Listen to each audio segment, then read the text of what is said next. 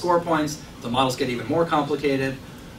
So you need to have some technical expertise to kind of work this, certainly.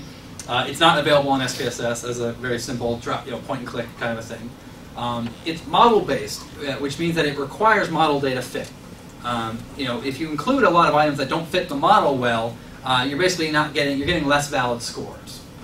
In validity terms, meaning that your score represents the thing you're trying to measure. So model-based basically means that we have a requirement that our predictions based on the probability of success and the conditional proportion correct are pretty good.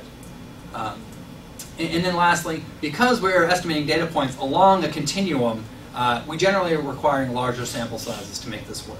How many is enough is, I've seen as few as 100 or 2 people in an assessment to be enough to get some information. If you have more than like 1,000, you can get a lot more information.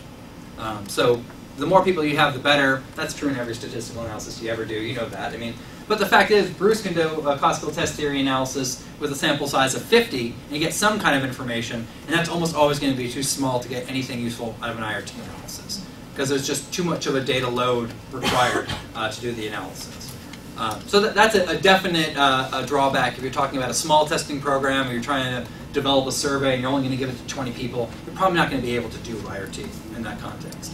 But large-scale assessments, or ones that can get a few hundred people as part of their sample, like if you're writing grants and you kind of are going for the brass ring and saying, well, I want to get a few hundred people or 1,000 people, you can make it part of your plans because you just make that part of your target. It's like, well, to meet these requirements, we need these large samples, so that's what we're going to go after. So it really can be a chicken and the egg kind of thing. If you already have data and you don't meet the requirements, IRT probably won't work. But if you're planning a study, it's a good direction to consider, because then you'll know what the data requirements are ahead of time. Okay, so